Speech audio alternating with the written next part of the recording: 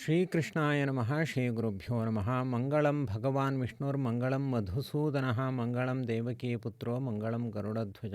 ಜೀವನದಲ್ಲಿ ಇನ್ನೂ ಕೂಡ ವಿವಾಹ ನಿಶ್ಚಯವಾಗದೇ ಇದ್ದರೆ ಅಥವಾ ವಿವಾಹಕ್ಕೆ ನಿಮಗೆ ಅನೇಕ ತೊಡಕುಗಳು ಬಂದಿದ್ದರೆ ಒಮ್ಮೆ ಇಲ್ಲಿ ಹೇಳುವ ವಿಚಾರವನ್ನು ನೀವು ಆತ್ಮವಿಮರ್ಶೆಯ ಮೂಲಕ ವಿಮರ್ಶೆಯನ್ನು ಮಾಡಿ. ಅನೇಕ ಕಾರಣಗಳಿಂದ ನಮಗೆ ಜೀವನದಲ್ಲಿ ವಿವಾಹ ವಿಳಂಬ ಆಗ್ತಾ ಇರುತ್ತೆ ಅಥವಾ ವಿವಾಹ ಯೋಗ ಕೂಡಿ ಬಂದಿರೋದಿಲ್ಲ. ಅಂಥವರ ಜಾತಕದಲ್ಲಿ ಸಪ್ತಮ ಶುದ್ಧಿ ಇರೋದಿಲ್ಲ. ಅಂದರೆ ಲಗ್ನ ಅಂತ ಜಾತಕದಲ್ಲಿ ಬರೆದಿರ್ತಾರೆ, ಅಲ್ಲಿಂದ 7ನೆಯ ಮನೆಯನ್ನು ಲೆಕ್ಕ ಹಾಕಬೇಕು. 7ನೆಯ ಮನೆಯ ಅಧಿಪತಿ ಅಸ್ತಂಗತನಾಗಿ ಬಿಟ್ಟಿದ್ರೆ ಅಥವಾ ಶತ್ರುಗ್ರಹದ ಜೊತೆ ಸೇರಿದರೆ ಅಥವಾ 7ನೆಯ ಮನೆಯಲ್ಲಿ ದುಷ್ಟಗ್ರಹಗಳ ವೀಕ್ಷಣೆ ಇದ್ದರೆ ಅಥವಾ ಸಪ್ತಮ ಸ್ಥಾನಕ್ಕೆ ಯಾವುದೇ ಬಲ ಇಲ್ಲದೇ ಇದ್ದರೆ ಅವರಿಗೆ ಇಂಥ ಸಮಸ್ಯೆಗಳು ಉಂಟಾಗುತ್ತೆ. ಅಥವಾ 7ನೆಯ ಮನೆಯಲ್ಲಿ ಯಾರಾದರೂ ದುಷ್ಟಗ್ರಹಗಳು ಇದ್ದರೂ ಕೂಡ ಇಂಥ ಸಮಸ್ಯೆಗಳು ಉಂಟಾಗುತ್ತೆ. ವಿಶೇಷವಾಗಿ ಶನಿ ಮತ್ತು ಕುಜ ರಾಹುಗಳು ಆ 7ನೆಯ ಮನೆಯಲ್ಲಿ ಇದ್ದರೆ ವಿವಾಹದ ಸಮಸ್ಯೆ ಹೆಚ್ಚು. ಮತ್ತು ವಿವಾಹದ್ದು ಮಾತ್ರ ಅಲ್ಲ, ಜಾಯಿಂಟ್ ವೆಂಚರ್ ಮಾಡ್ತಾರಲ್ಲ ಅಂಥವರಿಗೂ ಕೂಡ ಈ ಸಮಸ್ಯೆ ಇದ್ದದ್ದೇ. ಅಂದರೆ ಇನ್ನೊಬ್ಬರ ಜೊತೆ ಸೇರಿಕೊಂಡು ಏನಾದರೂ ವ್ಯವಹಾರ ಮಾಡುವಂಥವರಿಗೂ ಕೂಡ ಈ ಸಮಸ್ಯೆ ಹೆಚ್ಚಾಗಿ ಇರುತ್ತೆ. ಆದ್ದರಿಂದ ವಿವಾಹ ಸಮಸ್ಯೆ ಇದ್ದವರು ಅಥವಾ ಶುಕ್ರ ಕಳತ್ರಕಾರಕ ಅಂದರೆ ವಿವಾಹ ಮಾಡಿಸುವುದೇ ಶುಕ್ರನ ಮುಖ್ಯ ಕೆಲಸ. ಇಲ್ಲಿ ಕಳತ್ರಕಾರಕ ಅಂದರೆ ಕಳತ್ರ ಅಂದರೆ ಹೆಂಡತಿ ಅಂತ ಅಷ್ಟೇ ಅರ್ಥ ಅಲ್ಲ, ಅದು ಸ್ತ್ರೀಯರಿಗೆ ಪುರುಷರು ಆಗ್ಬೋದು. ಸ್ತ್ರೀಯರಿಗೆ ಪುರುಷಕಾರಕ ಶುಕ್ರ, ಪುರುಷರಿಗೆ ಕಳತ್ರಕಾರಕ ಶುಕ್ರ. ಆದ್ದರಿಂದ ಈ ಜಾತಕದಲ್ಲಿ ಶುಕ್ರ ಏನಾದರೂ ಹೀನಬಲ ಉಳ್ಳವನಾಗಿದ್ದರೆ ಅಥವಾ ಶುಕ್ರ ಗ್ರಹ ಅನೇಕ ದುಷ್ಟಗ್ರಹಗಳ ಜೊತೆ ಸೇರಿ ಅವನು ಶಕ್ತಿಯನ್ನು ಕಳೆದುಕೊಂಡಿದ್ದರೆ, ನೀಚ ಸ್ಥಾನದಲ್ಲಿ ಇದ್ದರೆ ಅಥವಾ ಕೇಂದ್ರದ ಬಲ ಇಲ್ಲದೇ ಇದ್ದರೆ ಅಥವಾ ಮೂಲ ತ್ರಿಕೋಣದ ಬಲವೂ ಇಲ್ಲದೇ ಇದ್ದರೆ ಇವೆಲ್ಲ ಸಮಸ್ಯೆಗಳು. ಅದಕ್ಕೋಸ್ಕರ ಮತ್ತು ಇನ್ನೊಂದೇನು ಅಂದರೆ ಅಂಶದಲ್ಲೂ ಕೂಡ ಯಾವುದೇ ಶಕ್ತಿ ಇಲ್ಲದೇ ಇದ್ದರೆ, ನವಾಂಶ ಕುಂಡಲಿಯಲ್ಲೂ ಕೂಡ ಒಂದು ವೇಳೆ ರಾಶಿ ಕುಂಡಲಿಯಲ್ಲಿ ಸಮಸ್ಯೆ ಇದ್ದಾಗ ಅದನ್ನು ಪರಿಹಾರ ಮಾಡಲಿಕ್ಕೆ ನವಾಂಶ ಅಂತ ಇನ್ನೊಂದು ಕುಂಡಲಿ ಜೊತೆಯಲ್ಲೇ ಬರೆದಿರ್ತಾರೆ, ಅದರಲ್ಲಾದರೂ ಶಕ್ತಿ ಇರಬೇಕು. ಯಾವಾಗ ಎರಡೂ ಕಡೆಯೂ ಕೂಡ ಶಕ್ತಿ ಇರೋದಿಲ್ವೋ ಅಂಥವರಿಗೆ ಸಪ್ತಮ ಶುದ್ಧಿ ಇಲ್ಲದೆ ವಿವಾಹ ವಿಳಂಬ ಆಗಿಬಿಡುತ್ತೆ.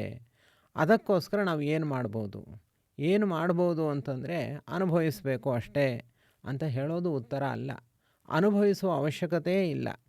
ನಾವು ಕೆಲವೊಂದು ವಿಚಾರಗಳನ್ನು ನಿಮ್ಮ ಮುಂದೆ ತಿಳಿಸ್ತೀವಿ ಮುಂದಿನ ದಿವಸಗಳಲ್ಲಿ. ಅದನ್ನು ಅನುಷ್ಠಾನ ಮಾಡಿದ್ರೆ ಸಪ್ತಮ ಶುದ್ಧಿ ಇಲ್ಲದೇ ಇದ್ದರೂ ಕೂಡ, ಒಂದು ವೇಳೆ ನಿಮ್ಮ ಜಾತಕದಲ್ಲಿ 7ನೆಯ ಮನೆಯಲ್ಲಿ ರಾಹು ಕುಜ ಶನಿ ಮೂವರೂ ಇದ್ದಾರೆ ಅಂತ ಇಟ್ಕೊಳ್ಳಿ, ಅಂದರೆ ಈ ಜನ್ಮದಲ್ಲಿ ನಿಮಗೆ ಮದುವೆಯೇ ಸಾಧ್ಯ ಇಲ್ಲ ಅನ್ನುವ ಪ್ರಸಂಗ ಇದ್ದರೂ ಕೂಡ ವಿವಾಹವಾಗುತ್ತೆ. ಅದಕ್ಕೆ ನಾವು ಕೆಲವೊಂದು ತಪಸ್ಸನ್ನು ಆಚರಣೆ ಮಾಡಬೇಕು, ಕೆಲವೊಂದು ಸೇವೆಗಳನ್ನು ಆಚರಣೆ ಮಾಡಬೇಕು. ಯಾಕೆ ಜಾತಕದಲ್ಲಿ ಸಪ್ತಮ ಶುದ್ಧಿ ಇಲ್ಲದೆ ಯಾಕೆ ಬರುತ್ತೆ? ಕೆಲವೊಬ್ಬರ ಜಾತಕದಲ್ಲಿ ಸಪ್ತಮದಲ್ಲಿ ಗುರು ಇರ್ತಾನೆ, ಆದರೂ ಕೂಡ ವಿವಾಹ ವಿಳಂಬವಾಗುತ್ತೆ. ಯಾಕೆ ಅಂದರೆ ಸಪ್ತಮಾಧಿಪತಿ ಯಾರೋ ಅವನು ಅಸ್ತಂಗತನಾಗಿ ಬಿಟ್ಟಿರ್ತಾನೆ, ಅವನಿಗೆ ಶಕ್ತಿ ಇರೋದಿಲ್ಲ, ಅಥವಾ ಅವನು ದುಷ್ಟಗ್ರಹಗಳ ಜೊತೆ ಸೇರಿಬಿಟ್ಟಿರ್ತಾನೆ, ಅಥವಾ ಅಂಶದಲ್ಲಿ ಗುರುವಿಗೆ ಬಲ ಇರೋದಿಲ್ಲ. ಹೀಗೆಲ್ಲ ಇರೋದ್ರಿಂದಾಗಿ ಸಪ್ತಮ ಸ್ಥಾನದಲ್ಲಿ ಗುರು ಇದ್ದರೂ ಕೂಡ ಕೆಲವರಿಗೆ ವಿವಾಹ ವಿಳಂಬ ಆಗುತ್ತೆ. ಅದಕ್ಕೋಸ್ಕರ ನಾವು ಅದನ್ನು ವಿಮರ್ಶೆಯನ್ನು ಮಾಡಬೇಕು. ಒಬ್ಬೊಬ್ಬರೇ ಜಾತಕವನ್ನು ವಿಮರ್ಶೆ ಮಾಡಬೇಕಾಗುತ್ತೆ. ವಿಮರ್ಶೆ ಮಾಡಿ ಈ ಸಮಸ್ಯೆಯಿಂದ ಇವರಿಗೆ ವಿವಾಹ ಆಗೋದು ತಡ ಆಗ್ತಾ ಇದೆ ಅನ್ನುವಂಥ ಚಿಂತನೆಯನ್ನು ನಾವು ನಡೆಸಬೇಕಾಗುತ್ತೆ. ಅದಕ್ಕೆ ಕೆಲವೊಂದು ಅನುಷ್ಠಾನಗಳಿದೆ. ಆ ಅನುಷ್ಠಾನವನ್ನು ಮಾಡಿದ್ರೆ ಖಂಡಿತ ವಿವಾಹ ಆಗುತ್ತೆ. ವಿವಾಹ ಆಗದೇ ಇರುವ ಪ್ರಸಂಗವೇ ಇಲ್ಲ. ನಮ್ಮಲ್ಲಿ ಅಂಥ ದೀಕ್ಷೆ ಇರಬೇಕು ಅಷ್ಟೇ. ವಿವಾಹ ಆಗ್ತೀನಿ, ದೇವರ ಅನುಗ್ರಹದಿಂದಲೇ ನಾನು ವಿವಾಹ ಆಗ್ತೀನಿ ಎನ್ನುವಂತಹ ಒಂದು ವಿಚಾರವಂತಿಕೆ ಇರಬೇಕು. ಖಂಡಿತ ಅಂಥವರಿಗೆ ವಿವಾಹ ಆಗುತ್ತೆ. ಆದರೆ 2ನೆಯ ವಿವಾಹ ಬೇಡ, 1ನೆಯ ವಿವಾಹದವರಿಗೆ ಮಾತ್ರ ಇಲ್ಲಿ ಅನೇಕ ಪರಿಹಾರಗಳನ್ನು ಹೇಳಲಾಗುತ್ತೆ. ಯಾಕೆಂದರೆ 1ನೇ ವಿವಾಹ ಆಗದೆ ಕಷ್ಟಪಡೋರೇ ತುಂಬ ಜನ ಇದ್ದಾರೆ. ಅವರು ತುಂಬ ಸುಸಂಸ್ಕೃತರಾಗಿ ಸನಾತನ ಧರ್ಮದ ಪರಿರಕ್ಷಣೆಗೋಸ್ಕರ ಮುಂದಿನ ತಮ್ಮ ಪ್ರಜ್ಞಾತಂತುವನ್ನು, ಅಂದರೆ ತಮ್ಮ ಜ್ಞಾನದ ಬೆಳವಣಿಗೆಯನ್ನು ಮುಂದುವರಿಸುವ ಅಪೇಕ್ಷೆಯನ್ನು, ಸಾತ್ವಿಕ ಅಪೇಕ್ಷೆಯನ್ನು ಯಾರು ಹೊಂದಿರ್ತಾರೋ ಅಂಥವರಿಗೆ ನಾವು ಕೆಲವೊಂದು ಉಪಾಯಗಳನ್ನು ಹೇಳ್ತೀವಿ. ಈಗ ರಾಯರ ಆರಾಧನೆ ಬರ್ತಾ ಇದೆ. ಗುರುರಾಯರನ್ನು ಸೇವೆ ಮಾಡೋದರಿಂದ ಅನೇಕರಿಗೆ ವಿವಾಹ ಆಗುತ್ತೆ. ಆ ರಾಯರ ಸೇವೆ ಹೇಗೆ ಮಾಡಬೇಕು, ಜೊತೆಯಲ್ಲಿ ಜಾತಕದ ದೋಷವನ್ನು ಹೇಗೆ ಪರಿಹಾರ ಮಾಡಿಕೊಳ್ಬೇಕು, ಅಷ್ಟೇ ಅಲ್ಲದೇ ನಾವು ಲಕ್ಷ್ಮೀನಾರಾಯಣ ದೇವರ ಕಲ್ಯಾಣ ಚಿಂತನೆಯನ್ನು ಹೇಗೆ ಮಾಡಬೇಕು, ಹೀಗೆ 48 ದಿವಸಗಳ ಒಂದು ಮಂಡಲದ ಸೇವೆಯನ್ನು ಮಾಡಿದಾಗ ಕಂಕಣ ಭಾಗ್ಯ ಕೂಡಿ ಬರುತ್ತೆ. ಇದಕ್ಕೆ ಹೇಗೆ, ಏನು, ಇದರ ವಿವರಣೆಗಳು ಹೇಗೆ, ನಾವು ಹೇಗೆ ಸೇವೆಯನ್ನು ಮಾಡಬೇಕು, ಈ ಎಲ್ಲ ಸಂಗತಿಗಳನ್ನು ಕೂಡ ನೀವು ನಮಗೆ ವಾಟ್ಸಾಪ್ ಮೆಸೇಜ್ ಮಾಡುವ ಮೂಲಕ ತಿಳಿದುಕೊಳ್ಳಿ. ಹಾಗೂ ಈ ಒಂದು ರಾಯರ ಸೇವೆಯ ಈ ಒಂದು ಉತ್ಸವದಲ್ಲಿ ನೀವು ಕೂಡ ಸೇರಿಕೊಳ್ಳಿ. ಈಗಾಗಲೇ ನೀವು ಅನೇಕ ಬಾರಿ ನೀವು ಪ್ರಯತ್ನವನ್ನು ಪಟ್ಟಿರ್ಬೋದು.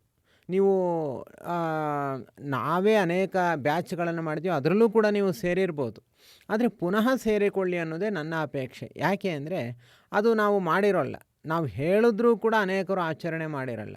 ಅದಕ್ಕೆ ಈ ಸತಿ ಅದೆಲ್ಲ ಹಳೆಯದನ್ನೆಲ್ಲ ಟ್ರೈನಿಂಗ್ ಅಂತ ತಗೊಂಡು ಈಗ ರಿಯಲ್ ಆಗಿ ನಾನು ಈ ಸೇವೆಯನ್ನು ಮಾಡ್ತೀನಿ ಅಂತ ನೀವು ದೀಕ್ಷಿತರಾಗಿ ಮಾನಸಿಕವಾಗಿ ಸಂಪೂರ್ಣ ಸಿದ್ಧರಾಗಿ ನೀವು ಬನ್ನಿ. ಖಂಡಿತ ನಿಮಗೆ ಕಂಕಣ ಭಾಗ್ಯ ಕೂಡಿ ಬರುತ್ತೆ, ವಿವಾಹವಾಗುತ್ತೆ. ವಿವಾಹ ಆದ್ರೇ ನಮ್ಮ ಎಲ್ಲ ಮುಂದಿನ ಕರ್ತವ್ಯಗಳಿಗೆ, ಆಚರಣೆಗಳಿಗೆ ಒಂದು ಅವಕಾಶ ಇದ್ದ ಹಾಗೆ. ಇಲ್ಲದೇ ಇದ್ದರೆ ನಮ್ಮ ಮನಸ್ಸು ಸೋತು ಹೋಗುತ್ತೆ, ಮನಸ್ಸು ತಡೆಯೋದಿಲ್ಲ, ಮನಸ್ಸಿನಲ್ಲಿ ಶಕ್ತಿ ಇರೋದಿಲ್ಲ. ಹಾಗೂ ಧರ್ಮಾನುಷ್ಠಾನ ಮಾಡುವುದೇ ಕಷ್ಟ ಆಗಿಬಿಡುತ್ತೆ, ದೇವತಾರಾಧನೆ ಮಾಡೋದು ಕೂಡ ಕಷ್ಟ ಆಗುತ್ತೆ. ಇನ್ನು ಯಾರಿಗಾದರೂ ವಿವಾಹ ಆಗಿ ಅಂಥವರಿಗೂ ಕೂಡ ವಿವಾಹ ಆಗದೇ ಇದ್ದರೆ ರಾತ್ರಿ ಮಲ್ಕೊಳ್ತೀವಿ, ನಿದ್ದೆ ಬರೋದಿಲ್ಲ, ಮಲಗಿದ್ದು ಹೌದು, ನಿದ್ದೆ ಬರೋದು, ಹಾಗೆ ವಿವಾಹ ಆಗಿರುತ್ತೆ, ಆದರೆ ಏನೂ ಸುಖ ಇಲ್ಲ, ಪರಸ್ಪರ ಮನಸ್ಸು ಕೂಡೇ ಇಲ್ಲ, ಅದು ಎಣ್ಣೆ ಸೀಗೆಕಾಯಿ ಥರ ಆಗಿಬಿಟ್ಟಿರುತ್ತೆ. ಅಂಥವರಿಗೂ ಕೂಡ ಅನೇಕ ಪರಿಹಾರಗಳಿದೆ. ಅವರು ಕೂಡ ನಮ್ಮನ್ನು ಸಂಪರ್ಕ ಮಾಡಿ ಇಲ್ಲಿ ತಿಳಿಸುವಂತಹ ವಾಟ್ಸಾಪ್ ನಂಬರ್ಗೆ ಮೆಸೇಜ್ ಮಾಡಿ. ರಾಯರ ಸೇವೆ ಹೇಗೆ ನಡೆಯುತ್ತೆ, 48 ದಿವಸಗಳ ಕಾಲ ನಡೆಯುವಂಥ ವಿಶೇಷ ಸೇವೆ ಹಾಗೂ ಸಾಮಾನ್ಯ ಸೇವೆ ಎರಡರಲ್ಲಿ ನಿಮ್ಮ ಅನುಕೂಲಕ್ಕೆ ತಕ್ಕಂತೆ ನೀವು ಸೇರಿಕೊಳ್ಳಿ. ಶ್ರೀಕೃಷ್ಣಾರ್ಪಣಮಸ್ತು. ಯಸ್ಸರ್ವಗುಣಸಂಪೂರ್ಣಃ ಸರ್ವದೋಷ ವಿವರ್ಜಿತಃ ಪ್ರೀಯತಾಂ ಪ್ರೀತೆ ವಾಲಂ ವಿಷ್ಣುರ್ಮೇ ಪರಮಸ್ವರ್ಹತು. ಶ್ರೀಕೃಷ್ಣಾರ್ಪಣಮಸ್ತು.